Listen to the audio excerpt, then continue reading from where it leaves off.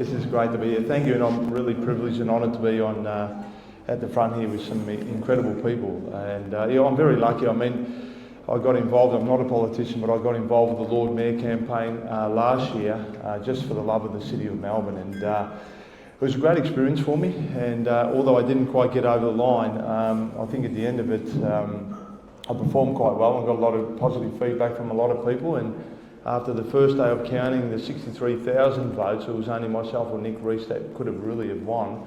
And unfortunately, the preferences didn't go my way, but I had a great time, and I was very fortunate in the fact that, you know, being who I am, and not to say everyone knows me, but the privilege of playing AFL football, and those people that do still remember me, was I had the reach of the people of Melbourne who just, you know, called out for me and, you know, supported me and got behind me. And I had a wonderful time, and I worked extremely hard throughout that campaign and learned a lot of things, and I'm still learning now. I definitely don't have the knowledge of the other people that are up here at the front, not even close to that, but I think I come into this election for the seat of Melbourne as more the common sense person, the people on the street that from afar can see what is happening, and through my life experiences and everything that I've done, being born here through migrant parents, I'm really keen to have a go at this running at the seat of Melbourne. So it's going to be a big task for me, I know, because I'm up against, you know, the Greens leader Adam Band, who's had the seat for 15 years and no doubt the front runner and favourite by far.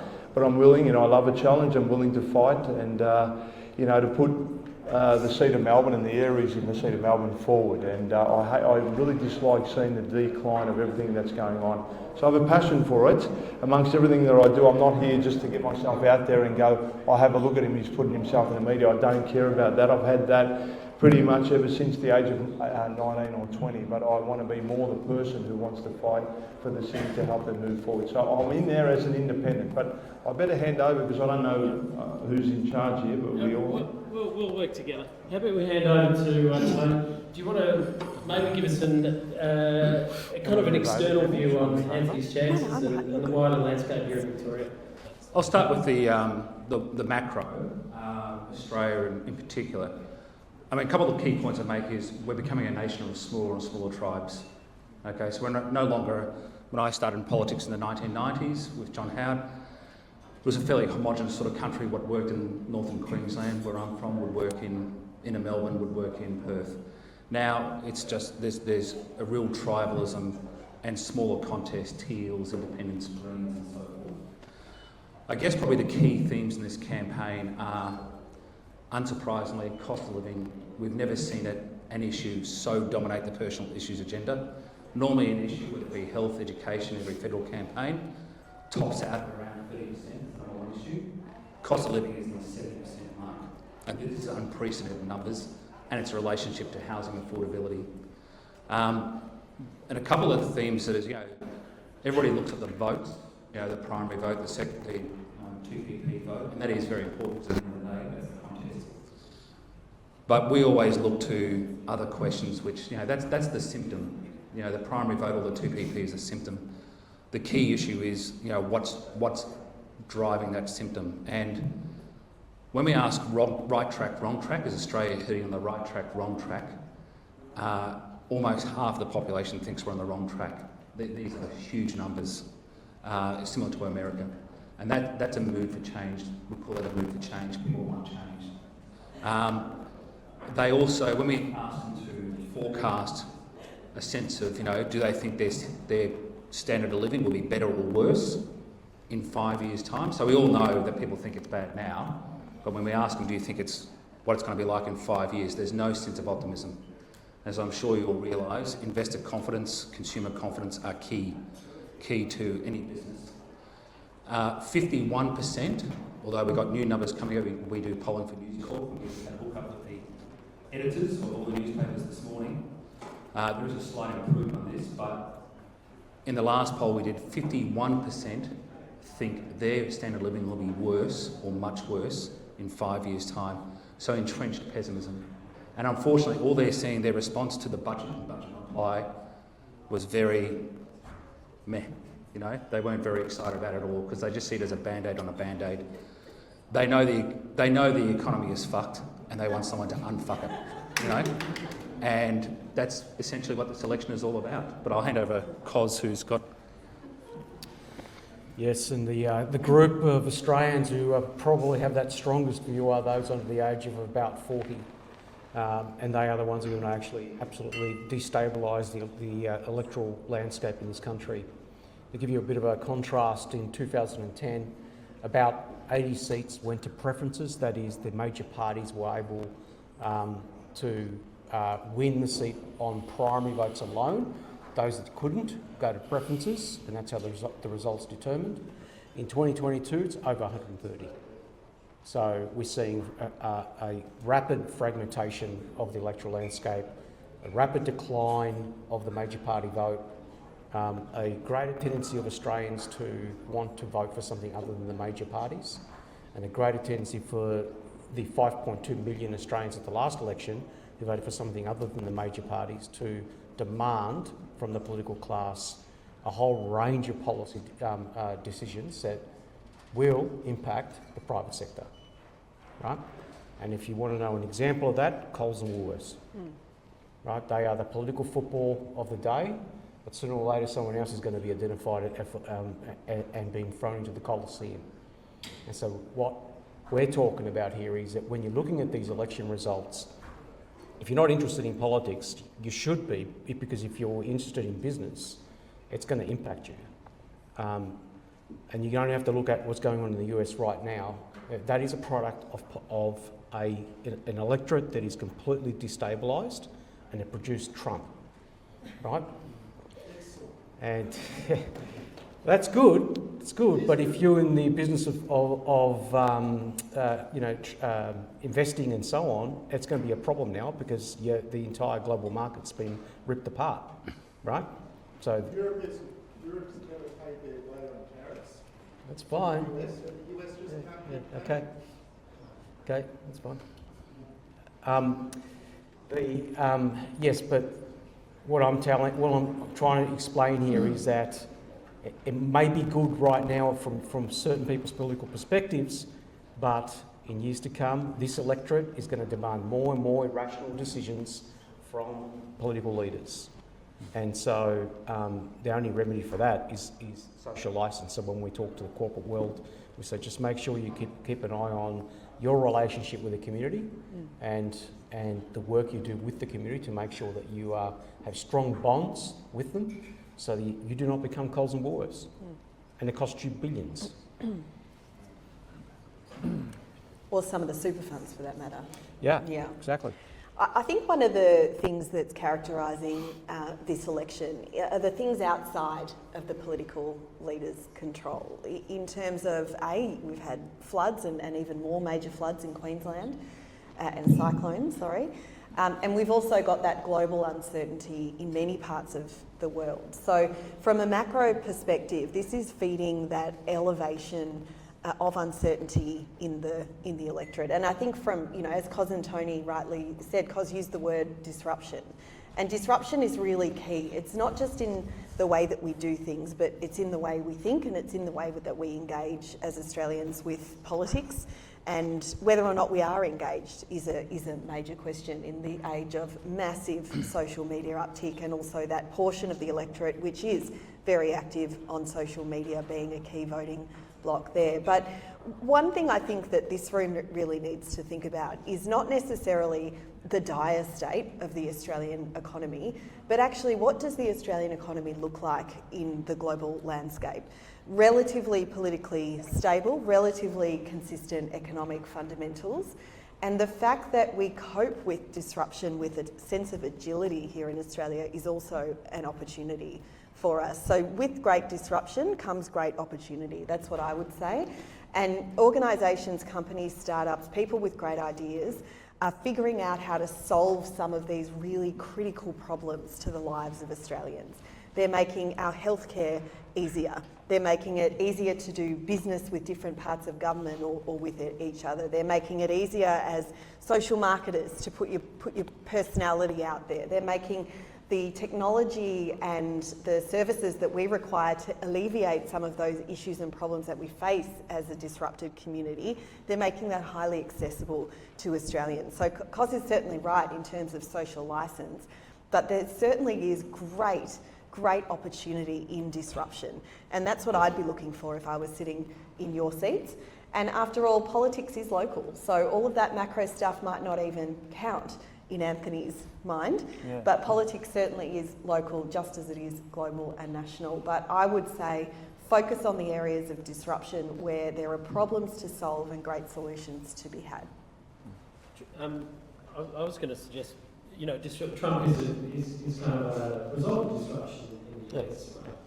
And we're seeing now incredible sign up. We've got 98%, I believe, of voters enrolled, eligible voters. It's a record level. We're seeing more engagement by Gen Z, and they've got quite a different view to other generations, perhaps.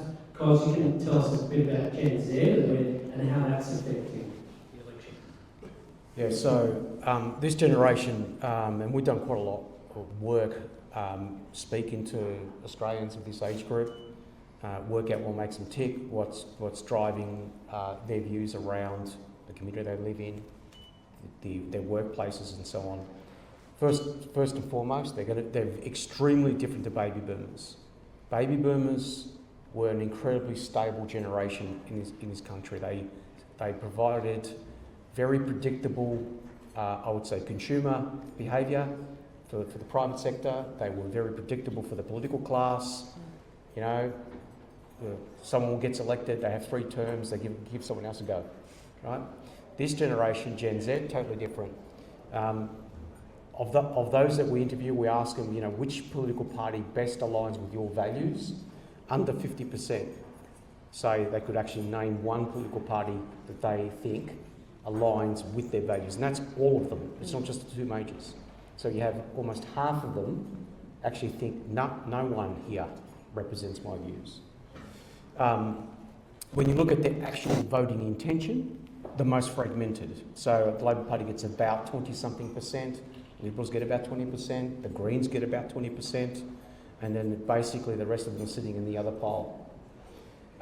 So you've got a generation that is incredibly volatile, and we could see what they do in other countries in other electoral environments. So the election of Geert Wilders in Holland was largely driven by young people without a university degree.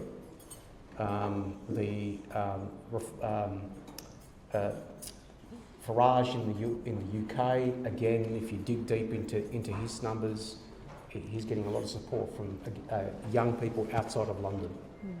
Right? So this generation is going to change the political landscape of this country as well, and we could see the effect of that right now. So Tony touched on the poll that's coming out with regards to the federal election. The major parties are not feeding into each other anymore. They basically, when Dutton he's in trouble now, he's bleeding on his right flank. And he's bleeding on his right flank to right-wing minor parties. And they're not coming back through preferences strong enough to help him. So that's how he's going to lose the election, by simply just hemorrhaging to his flank, not to the Labor Party. Labor Party has stabilised its vote, but not taking votes off the LNP. It's actually taking votes back up from the miners back into their pile. And who are they? Gen Z, on both sides. I might just on that point of Gen Y, Gen Z, they also have no brand loyalty, whether it be politics or consumable items, the sort of things like, you know, remember Nokia phones? Everybody used to have a Nokia phone. Now, you know, only the socially awkward have a Nokia phone. I didn't think they still existed until I saw yours. Yeah. It's got one. So they're very tactical, not just in their voting, but purchasing, investing, like anything that they spend their money on, they're incredibly tactical these days. And, you know, I used to do work for the BCA 20 years ago. When you ask people in focus groups, what are the good things about big business? You know, they'd have the usual grizzles, oh, you know, mate, they rip me off. But then you go, yeah, but, you know, pushing beyond that, you know, they make a profit, but what are the good things? They could rattle off a whole bunch of things. They innovate, they give cheaper prices, jobs, they invest, you know, the local footy oval is sponsored by, you know, a company and so forth. 20 years later, when you ask them about what are the good things that big business does, and they grizzle, and then you go, yeah, but moving beyond that, what are the good things? And they just keep on, like, like Grandpa Simpson, you know. They'll talk for 30 minutes about how much they hate big business. Their trust in institutions, whether it be politics and media and business, is at an all-time low, particularly in that Gen Z, Gen Y. And to Danny's point about the opportunities with disruption, you need to demonstrate your personal relevance and personal consequence of your product or your offering. And the political parties need to do the same thing. And at the moment, Peter is, well, neither of them are really demonstrating their political relevance or political consequence. They just sort of see it as Band-Aid. They describe the budget and its reply as just Band-Aid on a Band-Aid. You know, they want major reform. And the challenge for politics and business is not just the personal relevance, but then to sell that relevance to the public, because, you know, cutting through the noise right now is incredibly difficult. So for someone like Anthony, does this help you campaign? You're seeing some blame from the left and right, or is it mostly, because you're kind of more centrist, right? Yeah. Or are they going more to the extreme? How are you seeing it play out with the different demographics as well? I mean, these guys have been fantastic in the terms of a broader sense, but for me, my focus is really just on the seat of Melbourne and talking to the locals and seeing what they need. And obviously right now, safety is a priority. You know, I know growing up in this country how blessed we were throughout the 70s, 80s and 90s, and I was a kid from migrant parents who, you know, got a few names called from certain people, but I never felt unsafe. And right now, I feel unsafe. So there's an issue there with the youth crime going on. And if we look at some of the areas and we talk to the mayors of the areas and the people, we know, like, you know, Richmond, for example, Victoria Street and Bridge Road are struggling. And there's a drug epidemic there going on, and we need a lot of cleaning up. And we look in the city with the homeless and all the issues we have there.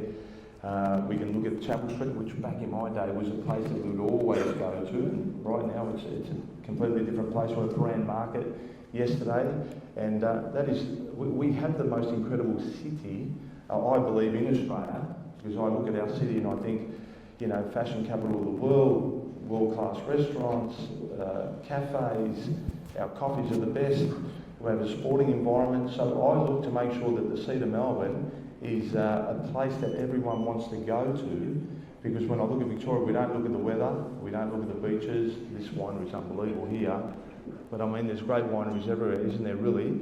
But I look to the city and the suburbs within that are close proximity of the city of what we stand out compared to the rest of the nation. And so I feel like we have a lot of work to do. Cost of living is a massive issue. There's a housing affordability issue out there, and why can't, you know, some of the youth use their superannuation in that way to be able to get a home loan from the banks? Because right now they are struggling a lot of them. They've got HEX debts, there's things like that happening out there.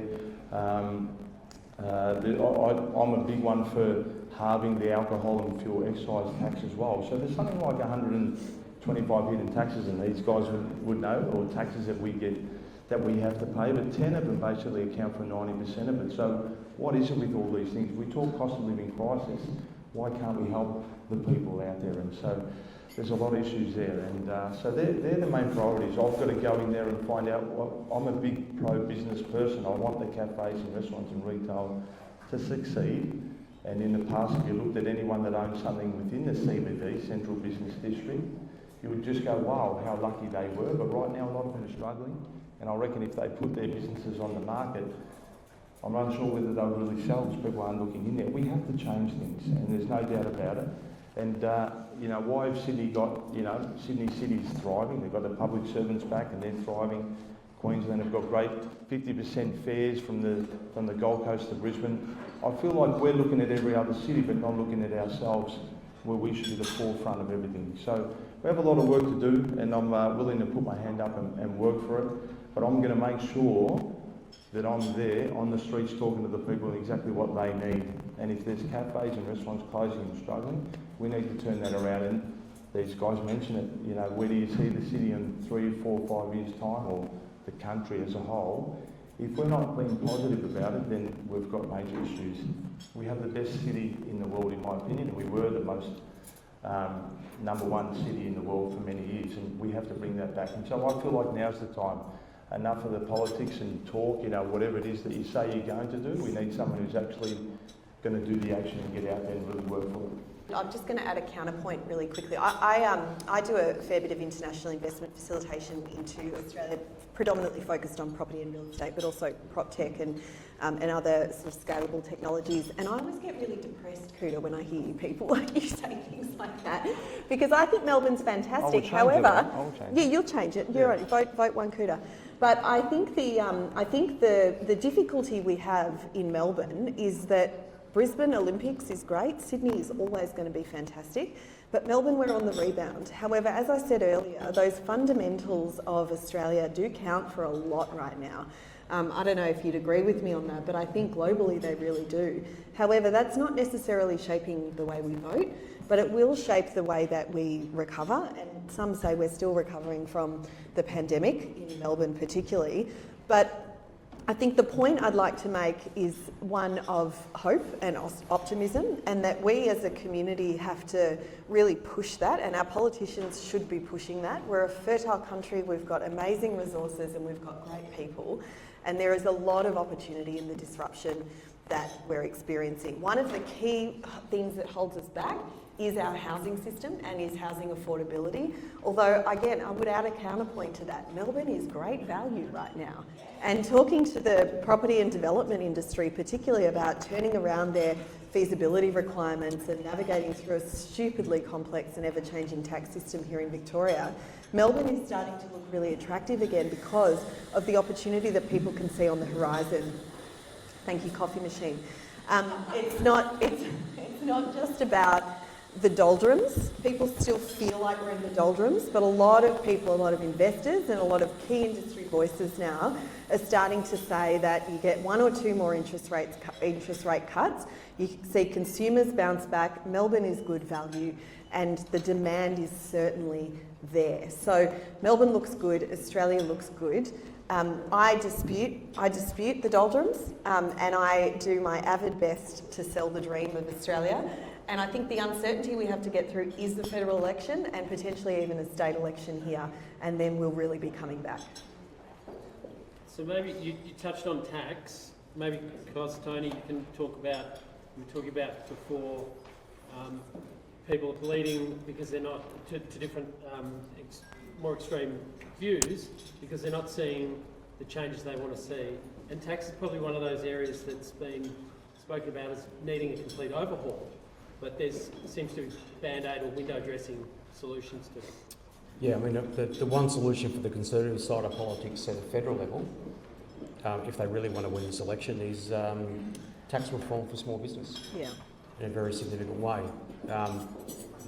That sector employs 5.2 million Australians. It is now effectively a sector that has replaced a lot of the traditional working class constituencies that used to exist 30, 40 years ago via manufacturing and heavy industry. Many of their employees live in critical electorates and in working class electorates as well. And via the research that we've done, many of the employees are quite loyal to the boss. Very different relationship to large companies, for example. So there's an intimate relationship between the employee and the employer. And so any positive reform in that space from a tax perspective, it won't only bounce really well with those running the small businesses, but with the employees as well. So if he wants to win. How about we take some questions? So we've got one over there. Yeah, g'day mate. This is one for Kouta, but before we start, Kouta, we love you. There was only a few claps for that, but I appreciate it. Thank you. And the reason is because you played I used to vote for Collingwood growing up, I will say that, but anyway. But, to the question. Now, you're coming up against Adam Vance. Yeah. He's like $1.05, you're like 20 to 31. How are you going to tackle the electorate? And it's a very, very left-wing electorate, City of Melbourne. How are you going to tackle that? How are you going to get over the line? How are you going to convince the bank-loving lefties to switch? Yeah, so you're saying my odds are 30 to 1, are they? Ish. Oh, that's pretty good compared to Dancing with the Stars when I did it 2006. I was actually least favourite to win, and believe it or not, I went on to win.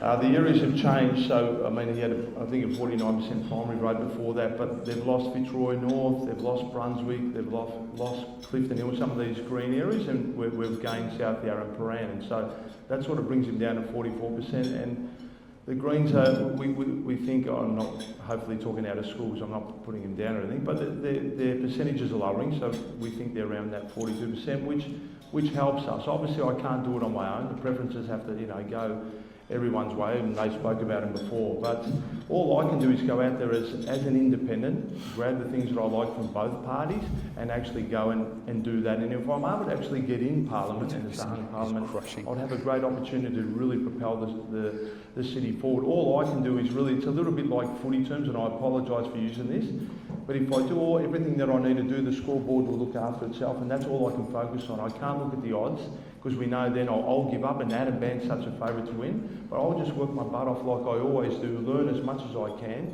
and I'll do that. I'm that sort of person where I'll throw myself out of my comfort zone. It's the only way to grow as a human being, and that's what I love. And so by being out of here now, I've met the most incredible people, and it's opened up my horizon to really what this, the city's all about. So I look forward to the challenge, and all I can do is just do my best, and hopefully that be able to sway the voters from whichever party they've been aligned to in the past, and go, you know what, I'm actually going to give this person a go. So. Right, a couple more. You hand up first, over there. Yep. Thank you. So you mentioned about around the world how politics is sort of fragmenting. Unlike Europe or even the United States, in Australia we don't elect a president or a head of state nationally, right? So it's parliamentary democracy, but also preferential parliamentary democracy, which essentially means that you could have everybody throwing that up in the air and pissed off at the major parties and throwing their votes around the minor parties, but unlike Europe, you're not going to get a minor party formed in government, right? Because ultimately the preferences are going to flow back to the major parties. So do you think that's therefore a disincentive for the major parties to actually propose any reform agenda or anything a little bit out of the box? Because if they're kind of thinking, we kind of stay in the middle, which is, like you said, it helps political stability because Australian politics is always kind of in the middle, a little bit right, a little bit left. But at the same time prevents any major reform proposal moving forward because the majors are kind of just banking on those preferences. The second question I'll ask as well is, Tony, you said that the Australian economy is stuffed and 51% of people think it's going to get worse. It's equal to a room of brokers and investors. So if it is that way, how do we short Australia so at least we make money on it? So just on the first point, the one thing, Tony and I have worked in politics for 30 odd years, and the one thing we do know is the major party players enjoy stability and predictability. So they don't have that now. So they used to have safe seats, they're gone, right? And I can assure you the absolute panic that causes is immense. So their solution is reform, but taking risks is just almost near impossible in an environment where they, one cycle they think they've got 10 safe seats, and the next cycle half of those are target seats being contested as marginals.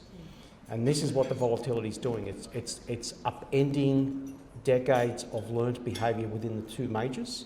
Doesn't mean the two majors won't be in government. They are going to be in government, as you've rightly articulated, because we have a compulsory preferential system in place, where the Westminster system slows everything down, so we don't have that sort of volatility that we see in other parts of the world. But what that volatility will do is create a political class that spends half its time in panic mode, right? That's what I was trying to say, right? And until there's a new generation that comes along that's used to that environment, right, and knows how to operate in it, right? Yeah. I mean, I think the other consideration, there's two considerations to that. First of all, without trying to sound like the old white guy reminiscing, the era of communicators on big reform, Hawke, Keating, Howard Costello, have gone. It's been 25 years since we had any significant reform. I don't think any of the subsequent leaders, and I used to work for Turnbull, I don't think they've got the communication skills and persuasion skills to sell a big reform. ScoMo definitely couldn't. Scott was very tactical, didn't really believe in anything. So I think that's a significant problem, is a lack of leadership to drive real reform instead of just like handouts and announceables. I think the other thing that we're seeing as well is we're probably entering an era of minority governments. You know, to your point about, you know, Europe and voluntary voting, but even with compulsory voting here, getting to 76 seats for majority is, I mean, it's plausible and it could potentially happen in 4 weeks' time. I think it's highly unlikely at the moment, but I think we're entering a whole series of elections where we're looking at minority governments, and that makes reform even more difficult. It shouldn't, because consensus, I think, is a really important skill that's been lost in politics.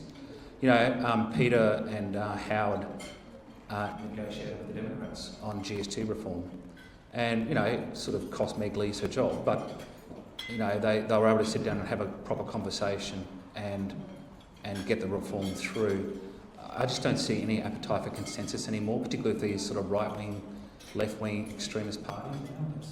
They're playing to their base because the Greens don't want to win. That's the last thing they want to do is win. They just want to keep their Senate spots and a couple of lower house seats and run their agenda on them. So, you know, they don't really care about some of those broader reforms. So it's very, very tough.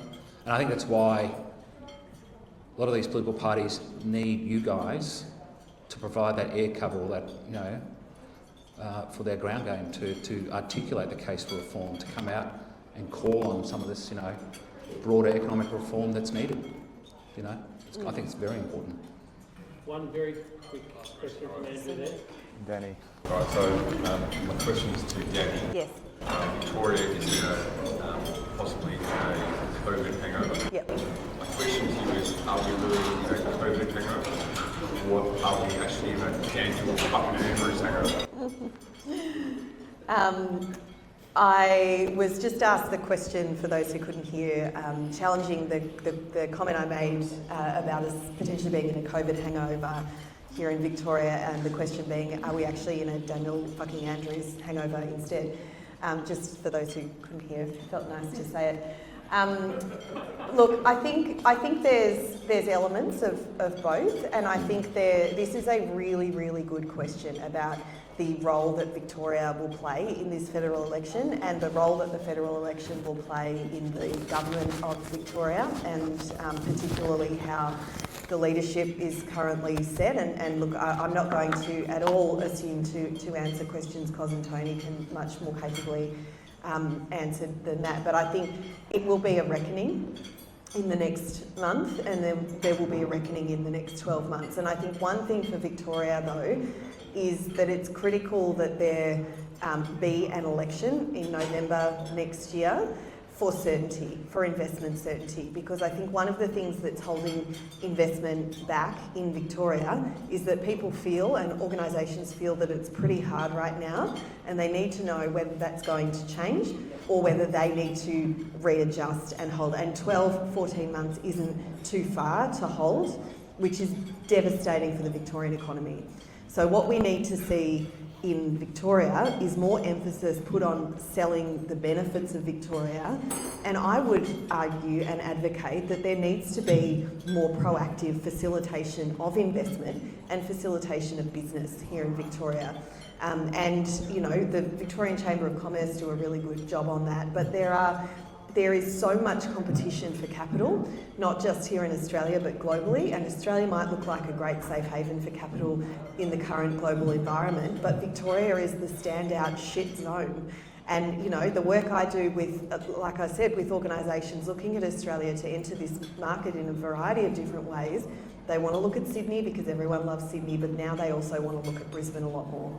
And speaking for the property and development industry, there is a huge amount of readjustment going on, and there's a massive gap between what the government thinks development should be able to be delivered for and what the market and the commercials say. And so there is a hold, and that is devastating in a housing affordability crisis, because those organisations are not moving, and they won't move until either land values and house prices increase, or there is greater certainty around the tax regime, the way it operates, and the fact that no new ones are going to be added here. Right, thanks, Dan. For a minute I thought you were going to ask for our GST back from Western Australia. All right, well, thank you very much. Very quickly. I guess maybe Tony Kos will be able to answer this, but tariffs, the issue at the moment. Yeah. If you read Trump's tactics, you know, he always goes really hard, sort of negotiating tactic. That's been like the narrative that's been talked about. Do you think as political lines that's what he's doing? And what do you think is got to happen next? Yeah, no, he's for real, and all the people around him, they want to remake the American economy and make it more insular, and put all those jobs in the flyover states.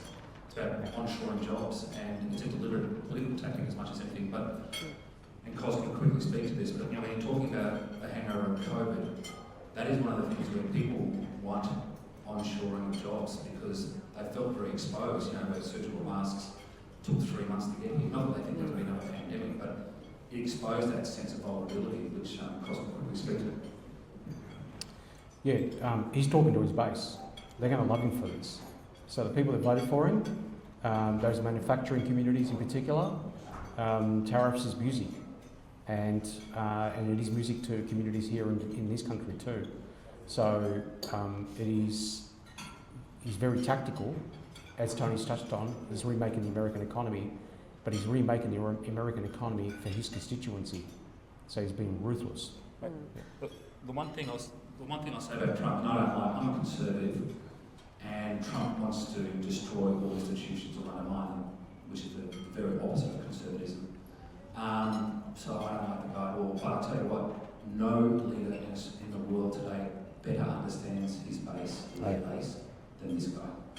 You know, which is odd because he's never left Manhattan. No, he's had the most privileged life, but he understands what the swing voter in Iowa and Ohio thinks, and yeah, nobody understands their base better. All right, thank you. Certainly an entertainer, isn't he? All right, thank you very much to our panellists, Tony, Kos, Danni, and Anthony. An amazing way